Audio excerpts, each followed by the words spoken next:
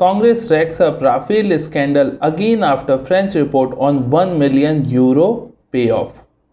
सुना तो होगा ही, आपने भी न्यूज़ सुनी ली होगी कि राफेल को लेके एक स्कैंडल सामने आया है जो कि भारत से नहीं बल्कि फ्रांस से ही ओरिजिन हुआ है। फ्रांस की एक मीडिया वेबसाइट है मीडिया पार्ट जिसका नाम है, और इन्होंने एक न्यूज़ पब्लिश की है। अपने आर्टिकल में ये बताया हुआ है कि राफेल की जो इंडिया से डील हुई है वो कहीं ना कहीं स्कैम को संकेत देता है, और भारत में तो इसको बहुत सारी न्यूज़ वेबसाइट ने स्कैम घोषित कर भी दिया है खुद से ही।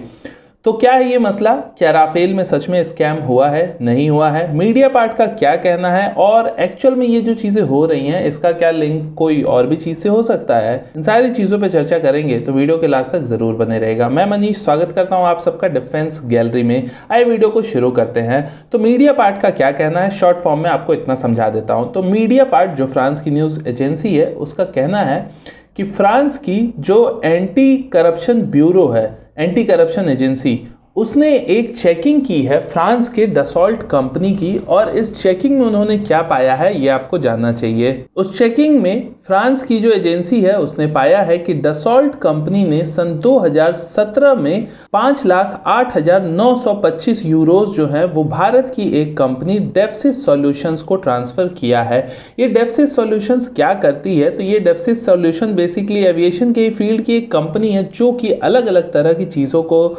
बनाती है, और साथ ही साथ बहुत सारे जो सिमुलेटर्स होते हैं, सिमुलेटर मतलब कि जिसमें ट्रेनिंग दी जाती है पायलट्स वगैरह को, ग्राउंड पे ही एक फाइटर जेट का जो कॉकपिट का पैनल होता है वो होता है। तो इस तरह की और भी कई चीजें बनाती हैं। तो डसॉल्ट ने इस कंपनी को 5,08,925 यूरोस ट्रांसफर किए हैं 2017 में, और इसको जो ट्रांसफर किया गया अमाउंट है उसमें लिखा हुआ है डिटेल्स में कि paid to client as a gift, यानी कि एक गिफ्ट की तरह एक क्लाइंट को दिया गया। तो जब फ्रांस की एजेंसी ने डसॉल्ट से पूछा कि ये किस चीज का गिफ्ट है और इतना बड़ा अमाउंट आपने गिफ्ट के तौर पे कैसे दे दिया, तो उन्होंने बताया कि ये भारत की कंपनी को दिया गया है राफेल सी के 50 डमी वर्जन्स को बनाने के लिए। डमी वर्जन्स मतलब जैसे शो पीस होते हैं राफेल के, तो उस तरह का एक डमी वर्जन बनता, और ये 50 की क्वांटिटी में भारत की इस कंपनी को बनाना था। इसका साइज लगभग एक कार के बराबर आप समझ सकते हैं होता। तो बेसिकली जब फ्रांस की एंटी करप्शन एजेंसी ने पूछा डसॉल्ट से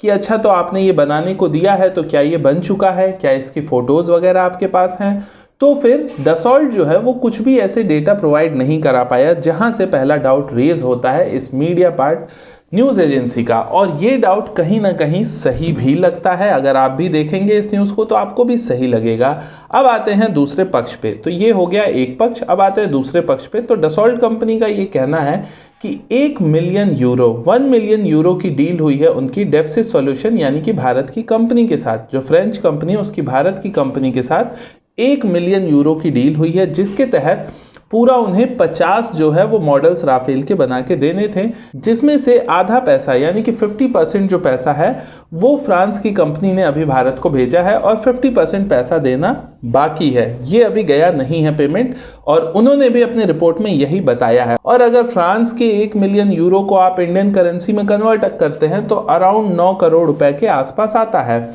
और 9 करोड़ में उन्होंने अभी आधा ही पैसा ट्रांसफर किया है 2017 में। उसके बाद से पूरा पैसा ट्रांसफर अभी तक नहीं हुआ है।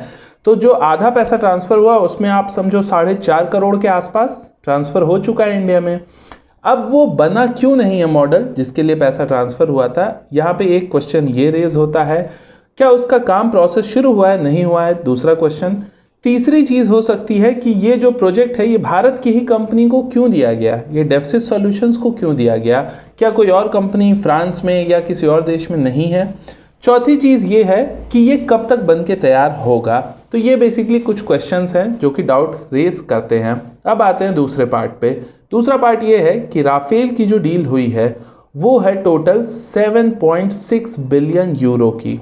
अगर आप इसे इंडियन करेंसी में कन्वर्ट करते हैं तो हो जाता है 59,000 करोड़।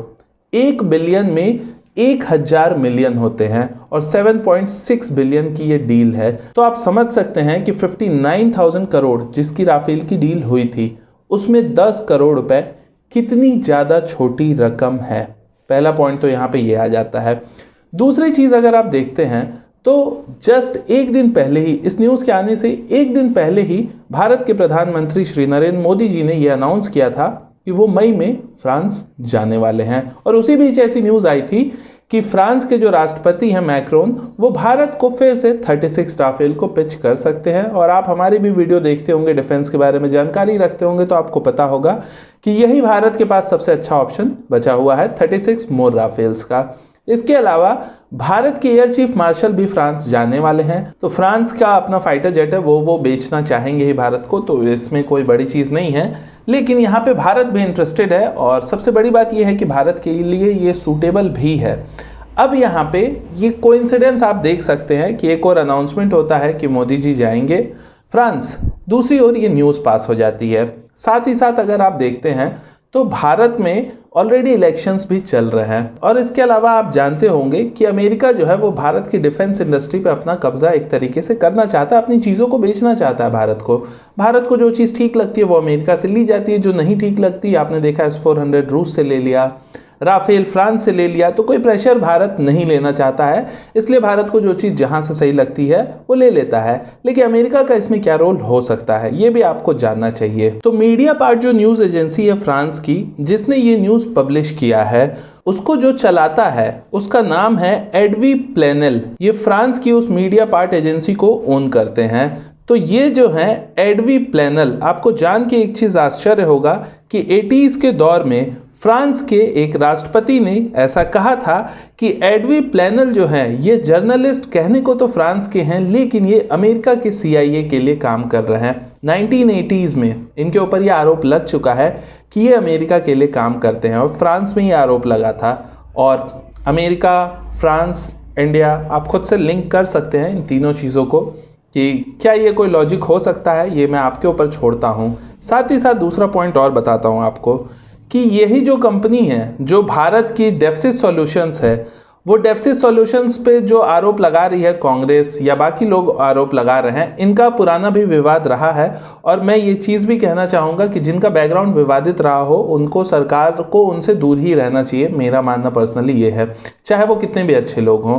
तो डेफ्सिस सॉल्यूशंस जो इंडिया की कंपनी है उस पे सन 2013 क्या मतलब आप कहिए 2007 के आसपास ही एक आरोप और लगा था, और वो भी इसी तरह का था, वो कांग्रेस सरकार में लगा हुआ था। वो आरोप क्या था? तो वो आरोप था ऑगस्ट वेस्टलैंड करके एक चॉपर था जो कि एक VVIP चॉपर था, जिसे कि इटली से कांग्रेस की सरकार खरीदना चाहती थी। और इसमें भी कहीं ना कहीं एक मिडिल मैन की तरह भूमिका निभाने की कोशिश की थी डेफ्सिस सॉल्यूशंस ने, लेकिन आरोप सिद्ध नहीं हुए। लेकिन न्यूज़ में इनका नाम रहा था, जांच भी हुई थी।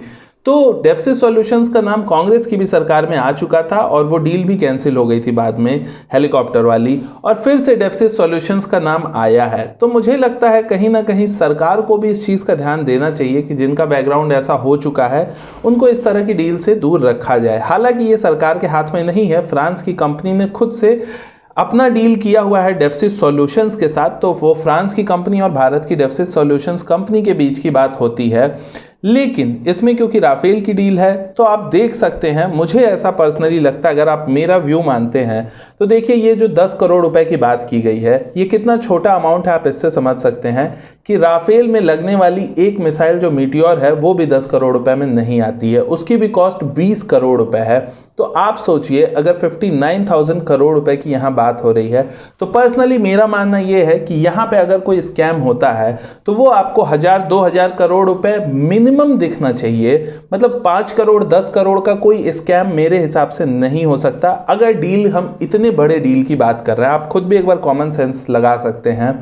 और 10 करोड़ रुपए, उसमें भी 5 करोड़ रुपए अभी तक सामने आए हैं। 59,000 करोड़ मतलब 59,000 करोड़ रुपए में 5 करोड़ रुपए का कोई घपला मेरे हिसाब से तो नहीं होना चाहिए। दूसरा ये कि जो हुआ है अगर उसमें कोई डाउट है तो वो डाउट फ्रांस की कंपनी और भारत की इस कंपनी को भी क्लियर करना चाहिए। फिलहाल इसमें सरकार का कोई रोल नहीं है। दूसरी एक और भी चीज आपने शायद देखी होगी इस रिपोर्ट में ये दावा किया गया है कि ये 3 पार्ट में अपने रिपोर्ट को पब्लिश करेंगे। जैसे लगता है कि ये कोई मूवी बना रहे हैं, पार्ट 1, पार्ट 2 और पार्ट 3। और पार्ट 3 में ये क्लाइमैक्स का एंड करेंगे और बताएंगे कि ये जो स्कैम है ये कितना बड़ा है। मतलब ऐसा नहीं लग रहा है आपको कि कोई एक सस्पेंस वाली मूवी आप देख रहे हैं? मुझे तो पर्सनली ऐसी ही फीलिंग आई है इस रिपोर्ट को देख के। बाकी इसमें जो पॉजिटिव्स जो निगेटिव्स थे मैंने आपको दोनों ही चीज़ें बताई हैं, और बाकी आप खुद भी समझदार हैं, आप डिसाइड कर सकते हैं, समझ सकते हैं कि एक्चुअल में क्या चीज़ सच और क्या चीज़ गलत हो सकती है। आप जो भी सोचते हैं कमेंट सेक्शन में ज़रूर बताइएगा। मैं मनीष मिलता हूँ आपसे अगले वीडियो में। नमस्कार, जय हिंद।